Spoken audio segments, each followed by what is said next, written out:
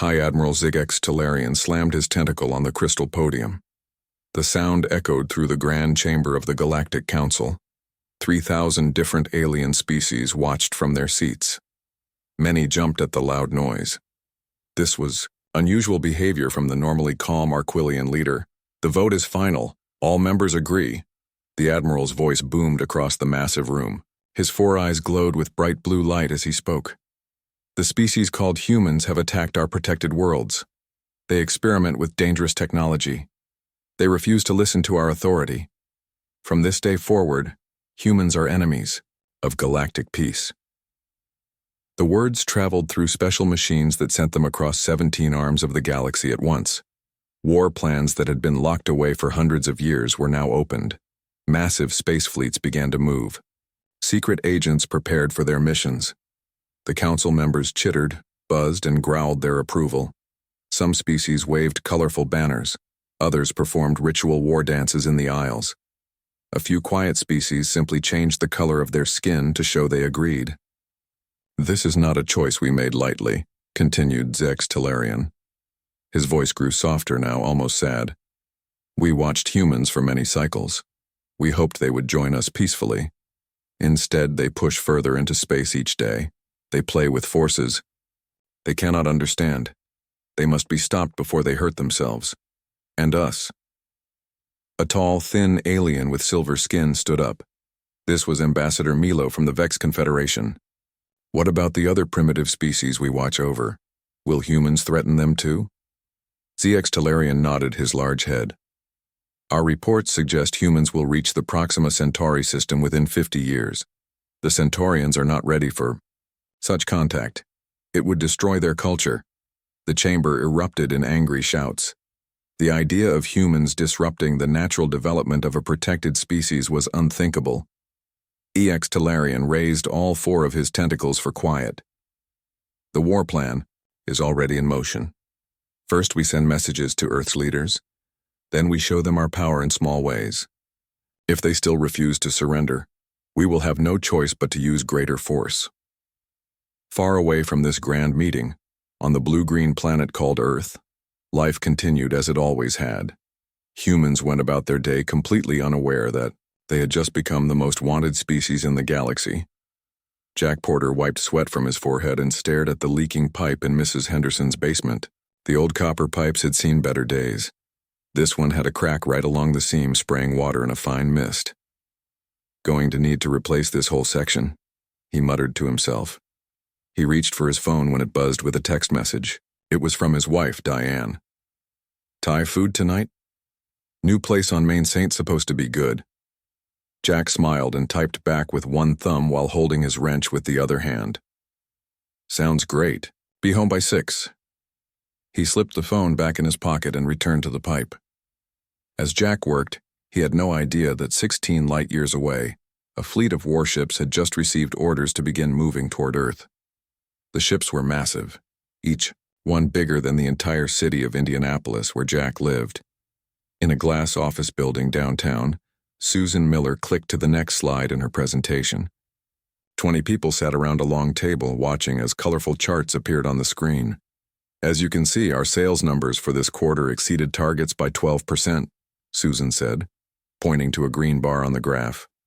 "We managed this, despite the shipping problems we had in February." Her boss nodded with approval. The other team members looked relieved. It had been a difficult quarter, but they had pulled through. As Susan talked about market trends and customer feedback, her mind wandered briefly to her son's school field trip next week. She needed to call his teacher about the permission slip. She made a mental note to do this after the meeting. Susan had no way of knowing that, at that very moment, Galactic Council intelligence officers were studying human behavior patterns, trying to understand why this strange species spent so much time in small rooms looking at numbers and pictures. At NASA's Jet Propulsion Laboratory in California, Dr. Alan Wright leaned closer to his computer screen. The data from the deep space probe showed something unusual. There was a pattern in the signal that didn't match anything he had seen before. "Hey, Carla, take a look at this," he called to his colleague across the room. Dr. Carla Reyes walked over and studied the screen. "Weird. Could be instrument error," When did it start? Alan checked the timestamp. About 3 hours ago. It's faint but consistent. Run a diagnostic check, Carla suggested. If it's still there tomorrow, we can look deeper. Alan nodded. Good idea. I'm starving anyway. Lunch? The two scientists saved the data and walked to the cafeteria, chatting about weekend plans. Alan mentioned a baseball game he planned to attend. Carla talked about her daughter's dance recital. Neither scientist realized that the strange signal was actually the energy signature of a Galactic Council communication buoy activating at the edge of the solar system.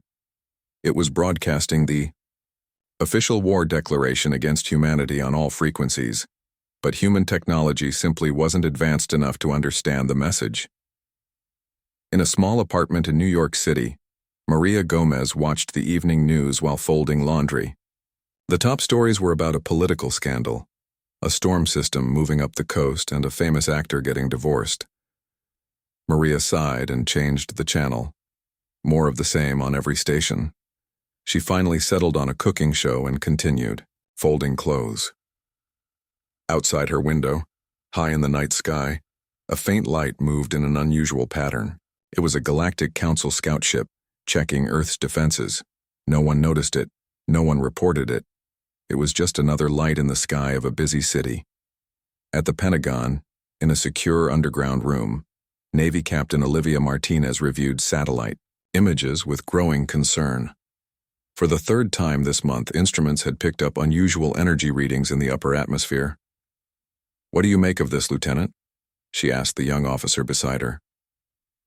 Lieutenant Greg Foster shook, his head, similar to last week's anomaly over the Pacific. Could be solar flare activity or maybe instrument malfunction. Captain Martinez wasn't convinced. 3 times in 1 month? That's not coincidence. "What are you thinking?" Foster asked. Martinez hesitated. "I'm not sure, but I'm going to file a report anyway. Someone higher up should know about this." Little did Martinez know, but she was one of the few humans who had detected signs of the Galactic Council's presence. Her report would be filed away with dozens of others considered interesting but not a priority. As day turned to night across Earth, billions of humans went about their lives, working, playing, sleeping, arguing, loving, dreaming. None of them had any idea that in the eyes of the most powerful government in the galaxy, they were now enemies of all civilized worlds. The war had begun. Humanity just hadn't noticed yet. Fleet Commander Vix stared at the glowing map of Earth's solar system. Her thin gray fingers moved through the hologram, zooming in on the blue planet. 3 days had passed since the war declaration, and she was not happy. 3 ships, she hissed. 3 diplomatic ships sent to deliver our message. All 3 have returned with no contact. Her voice had a musical quality that contrasted with her angry words. Strategic Advisor Kryn stood nearby, his 4 arms folded across his chest. "The situation is unusual, Commander." "Unusual?" Vix turned all 3 of her eyes toward him. "It's unheard of. How can we fight an enemy that won't even acknowledge our declaration of war?" Kryn approached the hologram and pointed to different spots on Earth. "The problem is here. Look at their governance structure. Most species at this development stage have a unified planetary government. Humans have hundreds of separate nations, thousands of languages, and competing power structures." Vix made a sound like bells tinkling. This was how her species showed frustration. "Who do we deliver terms of surrender to if there's no single authority?" "Perhaps," Kryn suggested carefully, "they've evolved beyond our understanding of governance. A collective consciousness with no need for central leadership." Vix zoomed in on images of humans fighting each other in various parts of the planet. Or they're primitives who haven't reached proper civilization yet. Look at them, still killing each other over resources and imaginary boundaries. The Galactic Council's information about humans was surprisingly limited. Observation probes had sent back confusing data. Humans had split the atom and visited their moon, yet still burned fossil fuels.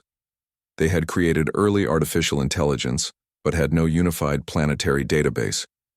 They had weapons that could destroy their entire world yet used their global communication network primarily to share images of small animals and argue with strangers. We need more information, Vix decided. Send stealth scouts to all major population centers. I want to understand these humans before we move to the next phase. Frank Johnson yawned as he guided his truck along the empty Nevada highway. The auto clock on his dashboard showed 2:17 a.m. He had another 4 hours of driving before he could stop for the night. The radio played soft country music, helping him stay awake. The headlights cut through the darkness, illuminating the endless road ahead. Something caught his eye in the sky to his right. A bright light, moving in a zigzag pattern. Too fast for an airplane. Too controlled for a meteor. Frank slowed his truck and pulled over to the side of the road. He stepped out, the cool desert air helping him feel more awake. The light continued its strange movement across the sky. He pulled out his phone and recorded a short video. The light was clearly visible, dancing across the stars like nothing he had ever seen before. "Would you look at that?" he whispered to himself. After 2 minutes, the light disappeared. Frank stood there for a moment longer, then got back in his truck. He uploaded the video to his social media account with the caption, "UFO over Nevada? What do you guys think?" By morning, his post had received a few hundred views and dozens of comments. "Just a drone, man. Military testing from Area 51. Weather balloon reflecting light. Nice fake. The CGI is getting better." Frank read the comments during his breakfast, stopped and shrugged. He wasn't sure what he had seen, but he had a delivery schedule to keep. He put his phone away and got back on the road. The weather balloon was actually a Galactic Council scout ship, equipped with technology designed to be invisible to most species. The pilot had made an error, flying too low and activating the wrong cloaking system. The incident was noted in the ship's log as a minor protocol breach. In her farmhouse in Ohio, Melissa Carter stood in her kitchen, looking out at the field behind her house. She had lived on this farm her entire life. She knew every inch of the land, which is why the giant pattern in her cornfield made no sense. The corn had been flattened in a complex circular design, with straight lines connecting different circles. It looked like it had been made with incredible precision. Not a single stalk was broken. Each one had been gently bent to the ground. Melissa called the local news station. They sent a young reporter named Danny, who seemed more interested in taking selfies with the corn circles than investigating how they got there. "What do you think made these?" Melissa asked as Danny set up his camera. The reporter grinned. "Well, the official answer is wind patterns or pranksters, but between you and me," he lowered his voice dramatically, "little green men." Melissa didn't smile. This happened overnight. No tracks leading in or out. And look at the precision. No group of people could do this in the dark without leaving some evidence. Danny recorded a short segment, making jokes about alien visitors having a crop party. The story aired that evening right after the weather report. Most viewers chuckled at the alien angle. None of them knew that the pattern was actually a standard Galactic Council territorial marker, designed to warn other alien species that Earth was now under official Council military jurisdiction. Westfield University Observatory. Graduate student Peter Kim adjusted the telescope controls. It was past midnight and he had the observatory to himself. He had been tracking an unusual gamma-ray burst for the past hour. According to his readings, the burst was originating from just beyond the moon, much closer than gamma rays typically appeared. Peter picked up his phone and called his professor. "Dr. Garcia? Sorry to call so late, but I'm seeing something strange in the gamma spectrum. It's like nothing in our records." Dr. Elena Garcia sounded tired. "Is the equipment calibrated properly?" "I checked twice. This is real. I'll be there in 20 minutes. When Dr. Garcia arrived, they spent hours analyzing the readings. By dawn, Dr. Garcia had concluded that their equipment needed maintenance. "The secondary mirror must be misaligned," she explained. "These readings don't make sense otherwise. Gamma-ray bursts don't happen this close to Earth." Peter wasn't convinced, but he respected his professor. They spent the afternoon recalibrating the telescope rather than investigating further. "What they had detected was the energy signature of a Galactic Council command ship taking position on the far side of the moon. The ship was using standard cloaking technology, but its engines produced gamma radiation as a byproduct. In a secret military facility in the desert, Air Force Major John Simmons reviewed radar data with his team. For the third time that week, their systems had detected objects moving at impossible speeds in the atmosphere. Could be equipment malfunction, suggested Technical Sergeant Lisa Patel. Major Simmons shook his head. 3 different radar stations picked up the same thing. That's not coincidence. Russians? Chinese? Asked another officer. No nation on Earth has tech that can move like this, Simmons replied. Whatever these things are, they're pulling maneuvers that would kill a human pilot. The room fell silent as the implications sank in. So what do we do? Lisa finally asked. Major Simmons closed the file. We report up the chain of command, and we keep watching. The objects they had detected were Galactic Council scout ships, mapping Earth's military capabilities. The ship's commanders were completely unaware that their supposedly perfect stealth technology had been detected by human radar systems. Across Earth, dozens of similar incidents were being observed, recorded, and then dismissed or classified. Humanity was noticing the signs of alien presence, but not understanding what they meant. And in orbit around Mars, the main fleet of the Galactic Council continued to assemble, preparing for the next phase of a war that only one side knew was happening. The War Council of the Galactic Federation gathered in the command ship orbiting Mars. The circular room was filled with holographic displays showing different parts of Earth. Representatives from 12 major species sat around a large table, made of a material that glowed softly. High Commander Vix stood at the head of the table. 2 weeks have passed since our declaration of war. The humans have not responded. Our diplomatic ships were ignored. Our territorial markers were treated as curiosities. Our observation ships were seen but not understood. An alien with blue crystal skin spoke next. Perhaps they are more advanced than we thought. Maybe this is a strategy to confuse us.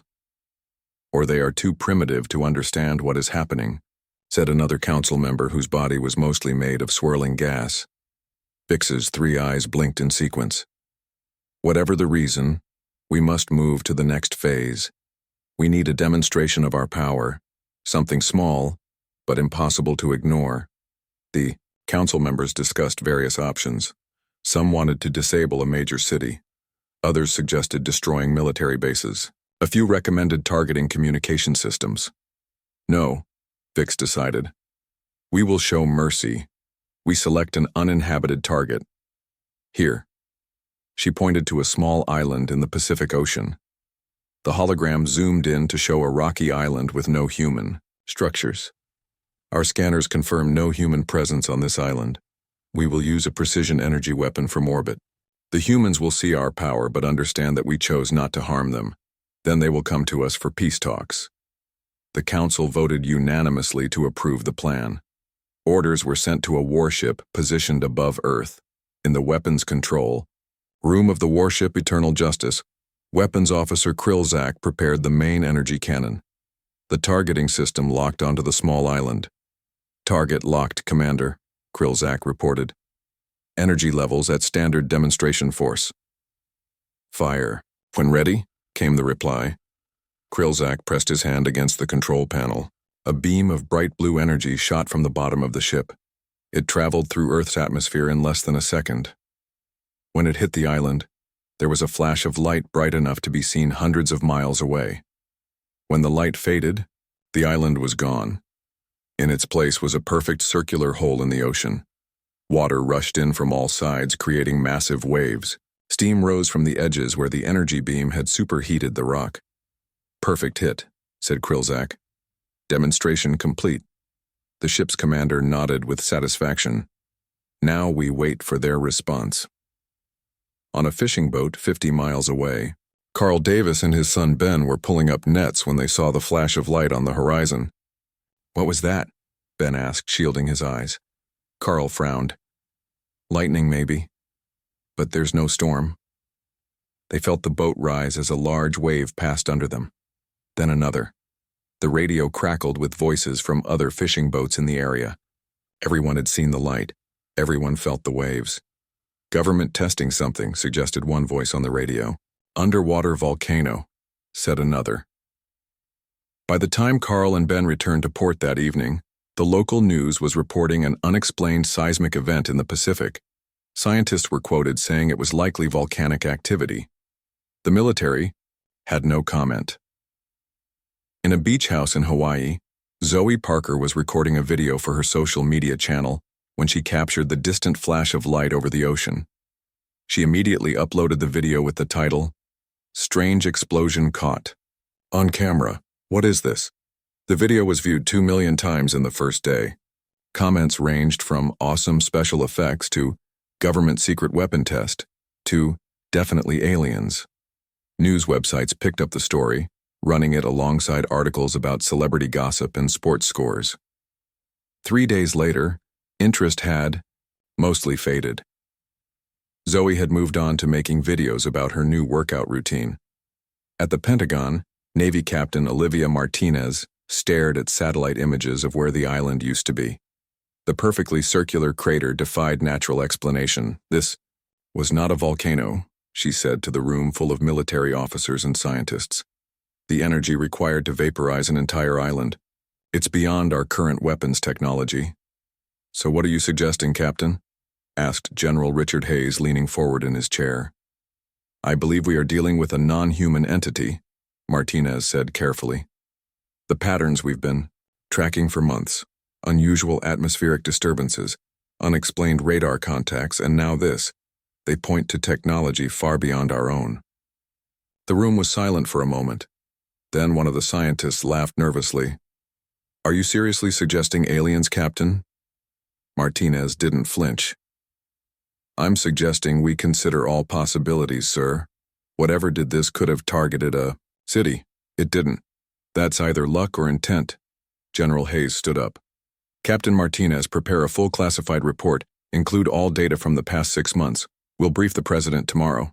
As the meeting ended, Martinez heard the scientists whispering about career suicide and watching too many science fiction movies. She ignored them and focused on her report. In his apartment in Washington, D.C., Gary Williams added another entry to his database. As a mid-level analyst for a government intelligence agency, he had access to reports that never reached the public. For 3 years, he had been collecting data on unusual events around the world. The vanished island was the most dramatic incident yet. He plotted it on his map alongside hundreds of other points. Unexplained lights in the sky, electronic equipment failures, strange sounds recorded by ocean monitoring stations. A pattern was forming. Most of his colleagues would call him crazy if they knew about his private project. His boss had already warned him about wasting time on speculative analysis. Gary took off his glasses and rubbed his tired eyes. The pattern was there, but he couldn't make sense of it. It was as if someone was trying to get Earth's attention, but doing it in the strangest possible way. His phone rang. It was his colleague, Lisa from the Satellite Analysis Division. Gary, check your email. I sent you something weird from the Mars Orbital Telescope. Gary opened the message. The image showed the space around Mars. Small objects were visible in orbit around the red planet. What am I looking at? He asked. Those aren't our satellites, Lisa said. And they weren't there last month. Gary felt a chill run down his spine. Who else has seen these? Just you and me. I thought you'd want to know given your hobby. Thanks, Lisa. This stays between us for now. After hanging up, Gary added the new information to his database. The pieces were coming together, forming a picture that terrified and fascinated him. Something was happening beyond Earth, and almost no one was noticing.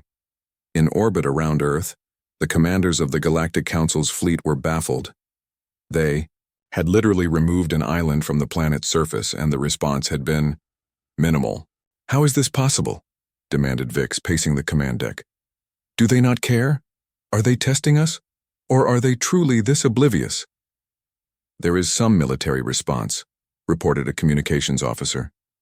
Increased satellite activity. More aircraft patrols in the area. but no attempt to contact us. Vic stared at the images of Earth, beautiful and blue against the blackness of space. Prepare the next demonstration. If they ignore an island disappearing, let's see if they notice when we shut down their power grids. The war continued, one-sided and strange, as humanity mostly failed to realize it was under attack. Fleet Commander Vix stood before the Galactic Council's war cabinet. Her normally gray skin had taken on a purple tint, a sign of extreme frustration in her species. "We must escalate," she said firmly. "The humans continue to ignore our attempts at warfare. Our demonstration with the island was classified as a natural event.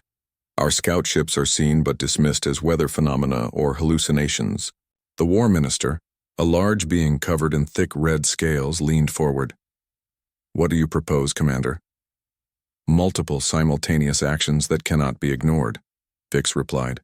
"First, we will disable power systems in several of their cities. Second, we will create communication patterns that even their primitive technology can detect. Third, we will position our largest vessel where their astronomers can easily see it." The cabinet members murmured among themselves. Some thought the plan too aggressive. Others worried it wasn't aggressive enough. "These humans are either incredibly stubborn or incredibly stupid," said an admiral with 6 eyes. "Either way, they must be made to understand they are at war with the most powerful force in the galaxy." The vote was unanimous. Operation Wake Up would begin immediately.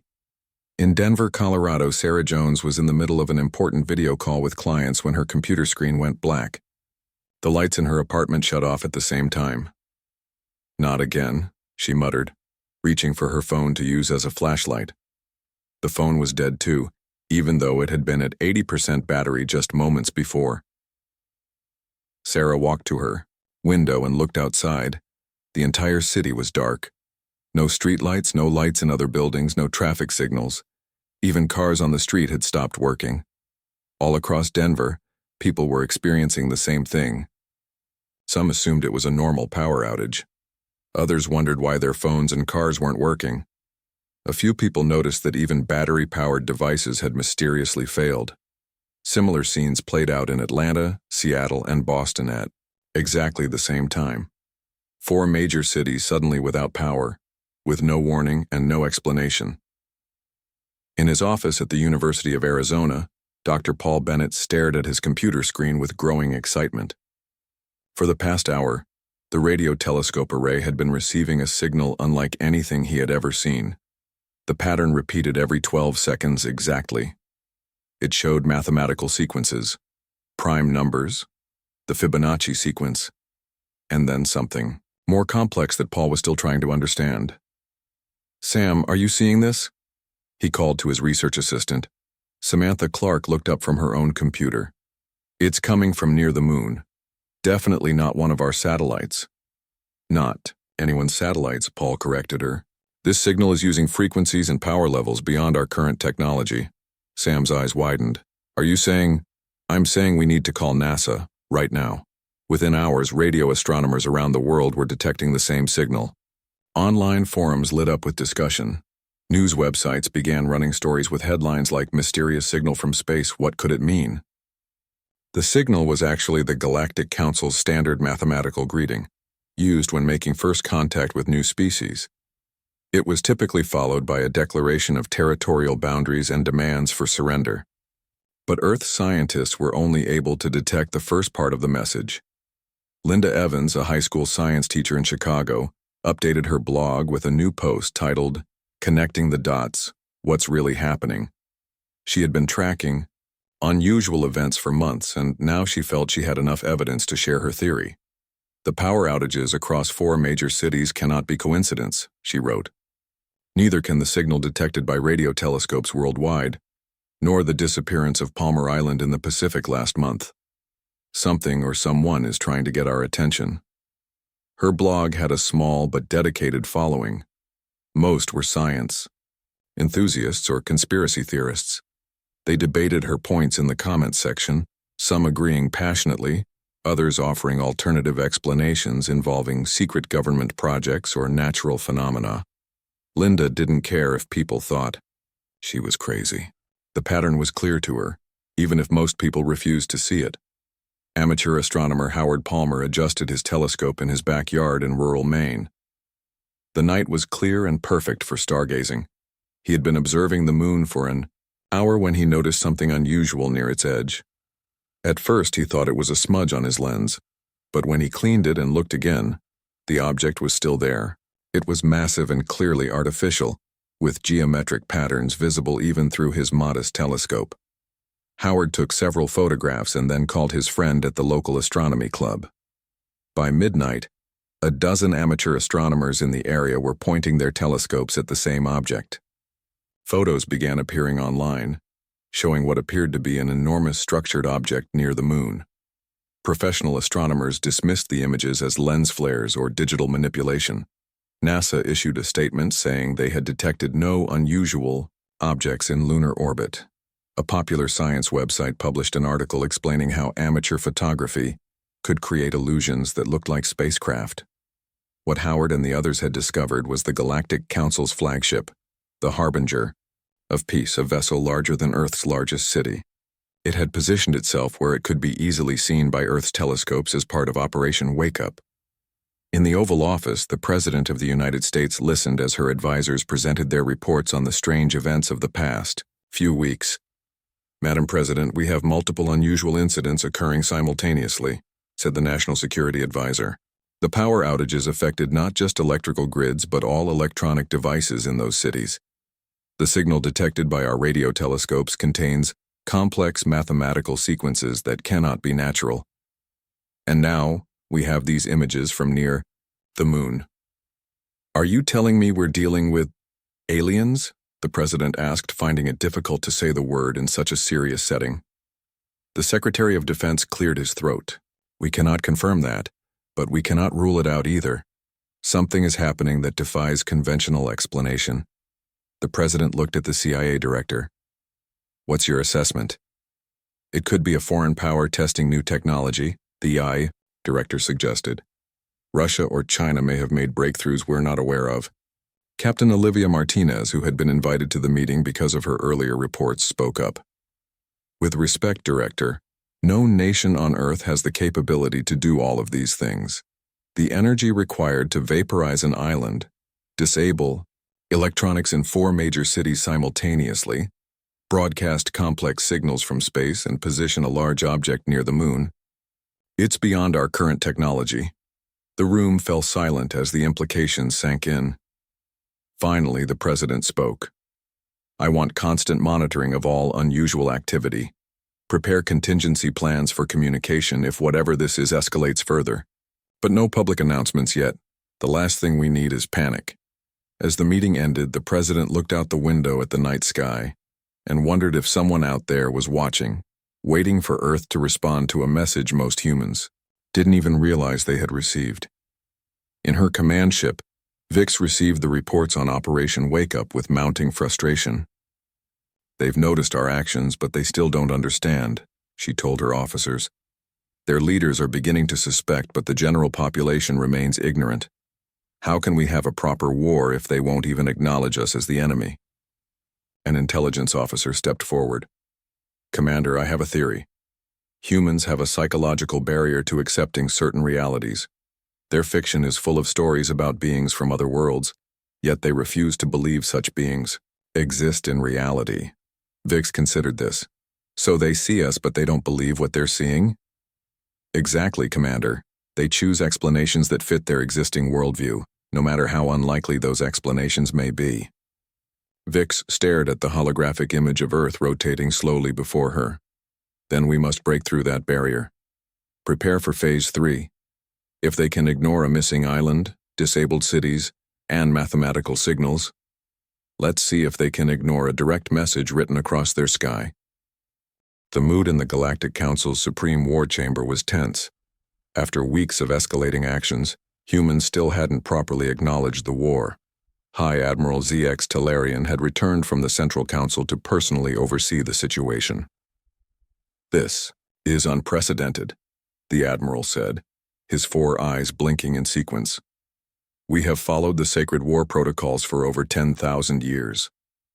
No species has ever ignored them. Fleet Commander Vix stood at attention. We have tried everything. Admiral, we destroyed an island, we disabled their power systems. We positioned our flagship where they could see it. We sent mathematical signals. Some humans have noticed, but most dismiss the evidence.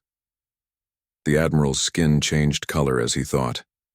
Before we move to more destructive measures, I want a full report from our anthropology team. There must be something we're missing about this species. A small alien with pale blue skin stepped forward. Professor Lin was the Council's leading expert on emerging civilizations. She had been studying human broadcasts and internet traffic for months. Admiral Commander, I believe I understand the problem, she said softly. Humans don't recognize. They're at war because they expect war to follow familiar patterns from their own history. Lin activated a holographic display showing scenes from human wars. Armies facing each other on battlefields. Nations formally declaring war. Bombs falling on cities. Humans expect enemies they can see. Formal declarations they can understand.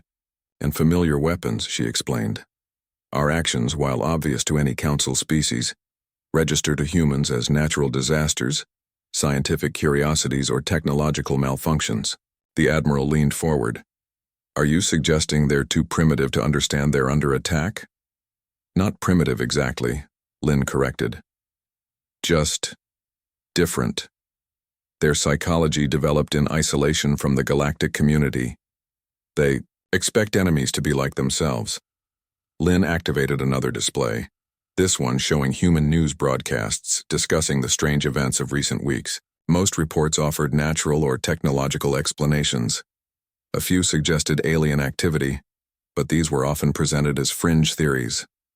There's something else you should know, Lin added. I've been reviewing our initial justification for the war declaration. The room grew very quiet.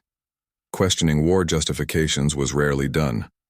Our records state that humans have been aggressive toward protectorate worlds and have refused Council authority. But humans have never actually met Council representatives. The signals we interpreted as aggression were simply their exploratory probes and broadcasts. They had no way of knowing these violated our protocols. The Admiral's skin turned a deep blue, a sign of shock. Are you suggesting we declared war on a species that didn't know we existed? I'm afraid so, Lin replied. Humans are not ignoring our war. They simply don't recognize it as war because, from their perspective, they've done nothing wrong and have never been formally approached. The chamber erupted in voices as the War Cabinet debated this new information. Some argued for increasing attacks to force human acknowledgement. Others suggested retreating to review the situation. Admiral Zex Talarian raised all four tentacles for silence. This is highly irregular. The Council has never rescinded a war declaration, but we have also never fought a war against a species that doesn't know it's at war. The Admiral turned to his communications officer. Prepare a direct message to Earth's leaders. We will try something unprecedented, speaking to them directly in their own language. In his laboratory at MIT, Dr. Paul Bennett worked through the night, analyzing the strange signal patterns detected by radio telescopes around the world. His assistant, Samantha Clark, brought him another cup of coffee. I think I've got it, Paul said, pointing to his screen. It's not just mathematical sequences. It's language. A universal language based on physics constants. Sam leaned closer. Can you translate it? Parts of it. This first sequence is a greeting. This next part describes entities from somewhere near the star we call Arcturus. But this last part, Paul frowned. If I'm translating correctly, it's some kind of declaration. What kind of declaration? Paul looked up, his face pale. I think it's a declaration of war. Sam laughed nervously. That can't be right. Why would aliens travel across space just to fight us? We haven't done anything to them. Maybe we have, Paul said quietly. Or maybe they think we have. Their conversation was interrupted when every screen in the lab suddenly showed the same image, a being with 4 tentacles and multiple eyes, speaking in perfect English. People of Earth, I am High Admiral ZX Talarian of the Galactic Council. We have been attempting to communicate with you for some time. It appears there has been a misunderstanding.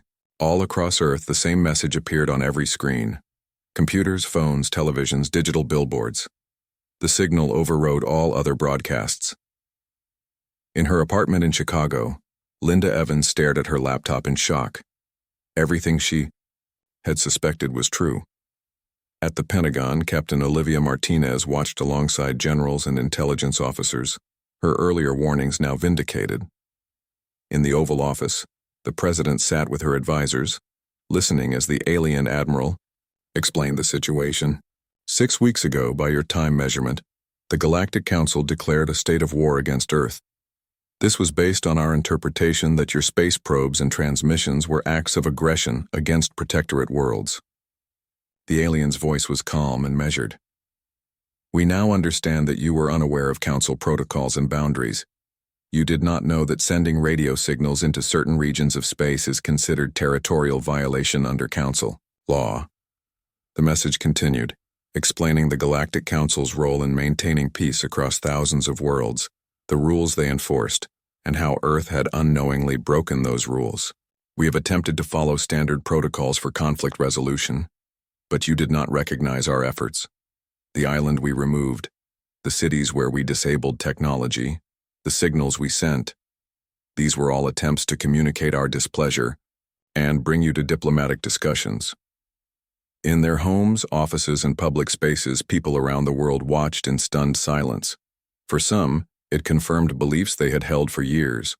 For most, it was a shocking revelation that rewrote their understanding of humanity's place in the universe. The alien admiral's image continued on every screen. The Galactic Council has reviewed the situation and acknowledges our error. You cannot be held responsible for violating laws you did not know existed. Admiral ZX Talarian's multiple eyes blinked slowly. Therefore, the state of war is suspended. Instead, we extend an invitation to Earth to send representatives to discuss your formal introduction to the galactic community. The message ended with coordinates for a meeting location and a time frame for response. As screens returned to their normal functions, Earth erupted in chaos and excitement. Government leaders held emergency meetings. Religious leaders offered interpretations. Social media exploded with reactions ranging from fear to joy to disbelief. Some people insisted it was an elaborate hoax. Others began preparing for the end of the world.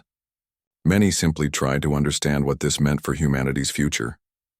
2 days later, in a special session of the United Nations, world leaders voted to send a delegation to meet with the Galactic Council. The team would include diplomats, scientists, and cultural experts from nations across Earth. Dr. Paul Bennett was selected to join the delegation for his work in deciphering the alien mathematical language. Captain Olivia Martinez was appointed as military liaison for her early recognition of the patterns. Even Linda Evans received an invitation, as her blog had documented the events more accurately than most news sources. On a sunny Tuesday afternoon, as the UN delegation prepared for humanity's first official contact with alien life, Ryan Murphy mowed his lawn in suburban Detroit, Kate Lewis defended her doctoral thesis in Berkeley, and millions of other humans continued their ordinary lives. But something fundamental had changed. Humanity had finally noticed that they were not alone in the universe, and despite the unusual first contact, despite the war that wasn't really a war, despite all the misunderstandings, a new chapter in human history was beginning. The galaxy had been watching Earth for centuries. Now, at last, Earth was looking back.